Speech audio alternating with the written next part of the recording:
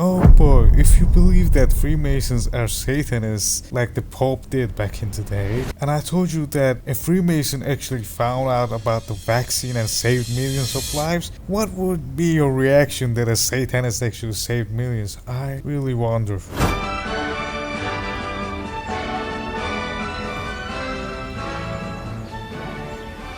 Dr. Jenner was an expert on cuckoos. He was a cuckoo banana. He was also a good scientist because he asked the right questions. Oh my god, the brother is actually peeping at a chick, and he's a mad scientist. Because he asked. I like how the woman is raising that cow for the work. Right questions. What he really wanted was to conquer the deadly smallpox. Cows sometimes caught cowpox, and milkmaids often caught cowpox from the cows.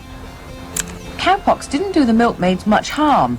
What interested Jenner was that they never seemed to catch the deadly smallpox. The story is that this Edward Jenner guy actually found out and met a milkmaid who was so beautiful that he was shocked how she could be so beautiful in this smallpox pandemic. And I mean, her hands wasn't that good. Bro is kinda down bad, not gonna lie. To die from smallpox, why not milkmaids?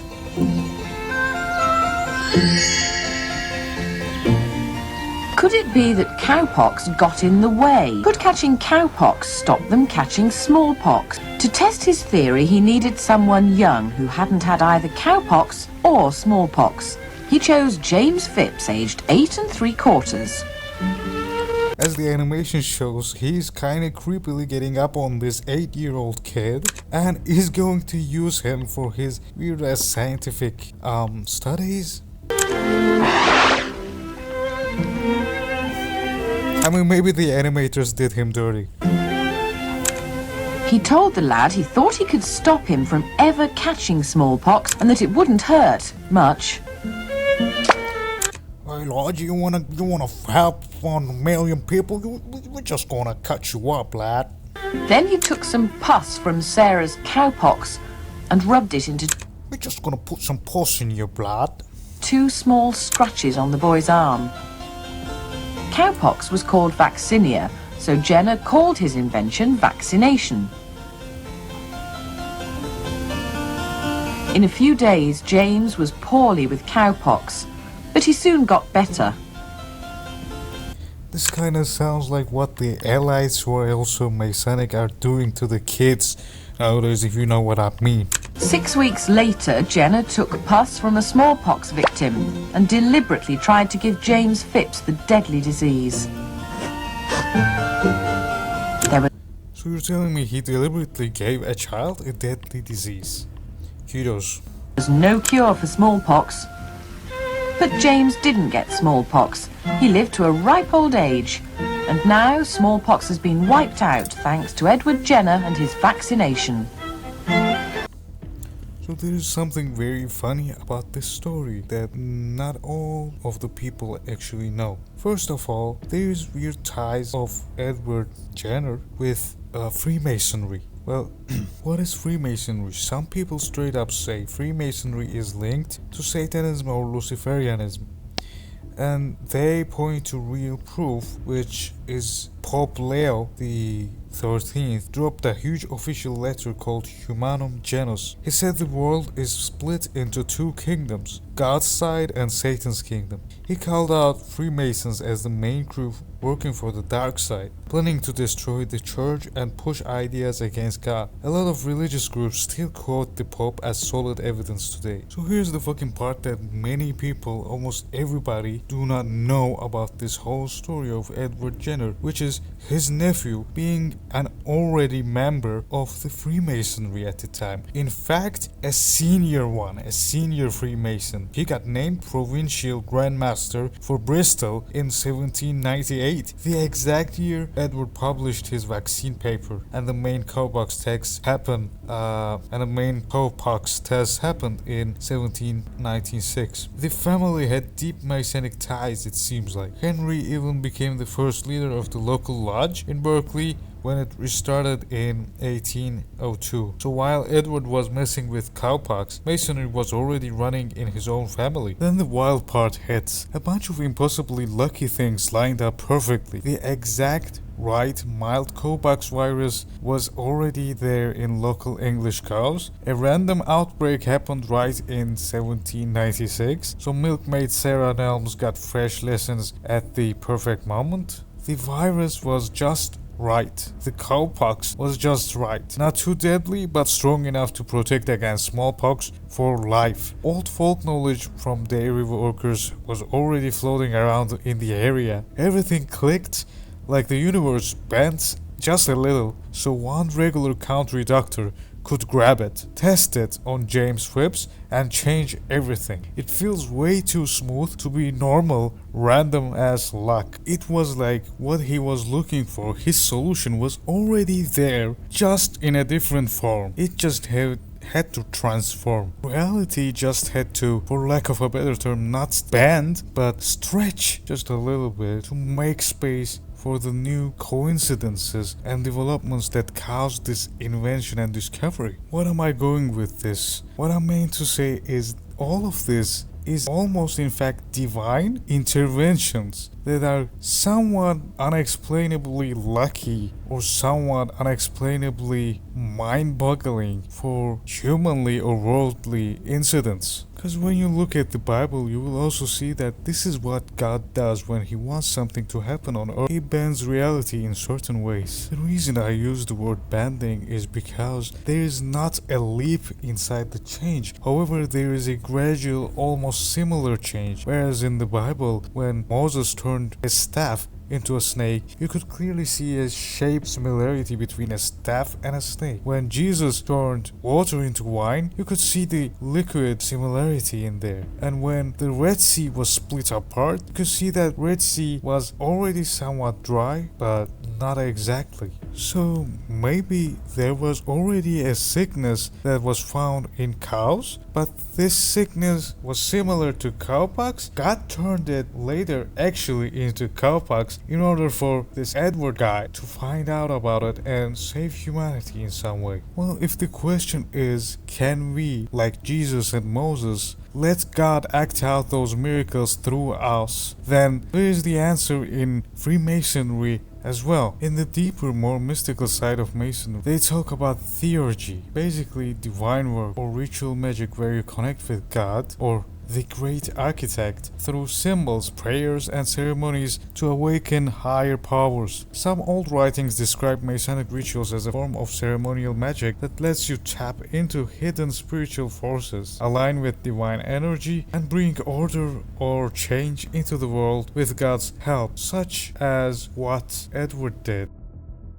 Many of the symbolisms in Freemasonry are actually based on Kabbalah, and the main focus and the doctrine of Kabbalah states that when you align yourself with God, the world is going to align with you, which is exactly what happened before Edward found this discovery. And exactly after this innovation happened, Edward Jenner actually joined Masonry. Here's the final twist. Edward Jenner himself got initiated into Freemasonry afterwards. He officially joined on December 30, 1802, 6 years after his first vaccine test in the Lodge of Faith and Friendship in Berkeley. He even became worshipful master there later on. And as I've said, this is only proof he used such methods the Masons use. However, he was actually a part or recognized by Masons way before, since his own nephew was a Freemason as well. And oh boy, if you believe that Freemasons are Satanists like the Pope did back in the day, and I told you that a Freemason actually found out about the vaccine and saved millions of lives, what would be your reaction that a Satanist actually saved millions? I really wonder. Here's the thing though, and here's the part I'm kinda ashamed of admitting, of clickbaiting or semi-clickbaiting, because Freemasonry is not really about Satanism. It's more about Kabbalah. Freemasonry has a rich base of symbolism based in Kabbalah,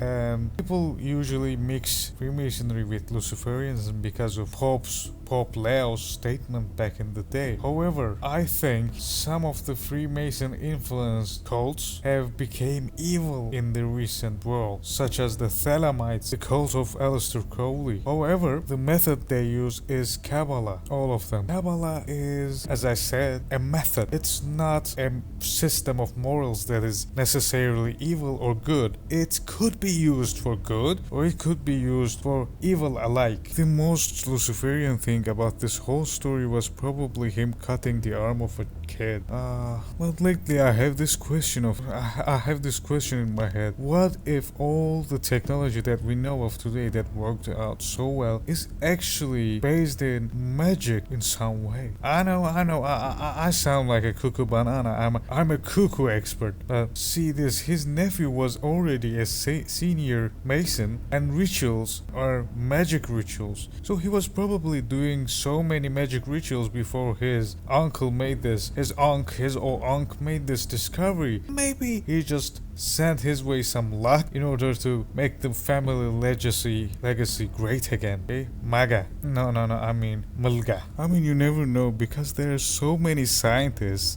who made so much for the world, who are also Freemasons. Such examples are Benjamin Franklin, Edward Jenner, Joseph Lister, Alexander Fleming, Buzz Aldrin. Well, some of those names have dotted or disputable connections with Freemasonry, but nonetheless there are sources that claim such ties. Well, there's also this famous quote of Edward Jenner's before he actually died. And he said, "I am not surprised that men are not grateful to me, but I wonder that they are not grateful to God for the good which he was made me the instrument of conveying to my fellow creatures." So he actually acknowledged that this thing is a complete result of the world aligning with him through his aligning with God. So yeah, it's clearly said in his wordings of being an instrument. Yeah, therefore, it all wraps it up. I mean, maybe this guy having saved millions of lives could kinda compensate for all the sins that Zionists had committed after integrating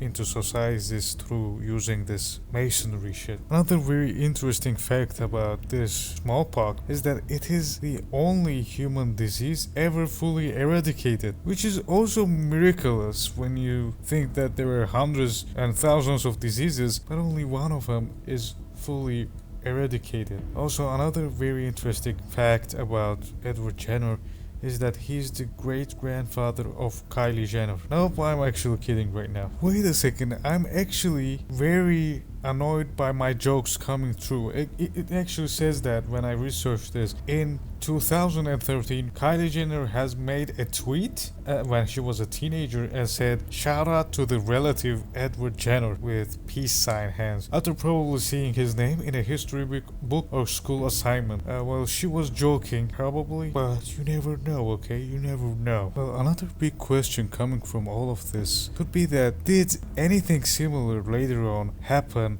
in the modern times? Well, speaking of vaccine, what about COVID-19 vaccines, where we know that Pfizer and a huge number of investments were made by BlackRock, which is kind of a, a shady kind of company, in my opinion. A shady and a big ass company, not gonna lie. I personally think that BlackRock kind of has origins in Israel, the land of the Kabbalah. However, I need to do more research. What I know so far is that Larry Fink is the CEO of BlackRock and is Jewish and probably has some origin in Israel, that tells me. And BlackRock also operates as an office in Israel. But I know for sure there had been mysteriously, incredibly, almost magically lucky events that happened before the finding of the COVID vaccines. Some woman called Katalin Kariko, a Hungarian biochemist obsessed with mRNA, I don't really know what that means, and a guy called Drew Weissman had met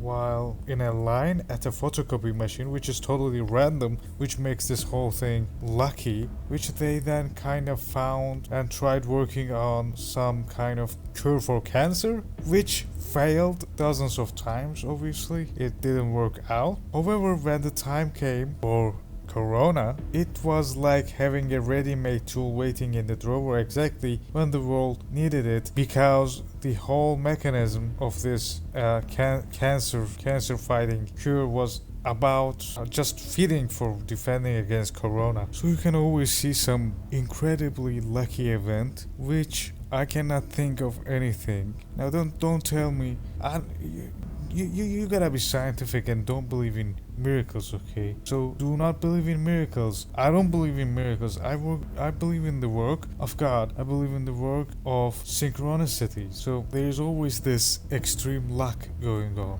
And one of the great examples is the current Israel war, where there is not a bomb falling on Israel, which I had claimed that is kind of caused because of something transcendental that we cannot really explain right now. Well, if you like this video, like this, you wanna see more of this kind of stuff, subscribe, definitely subscribe, and don't forget to comment and stuff. It's Saint Bora, peace out.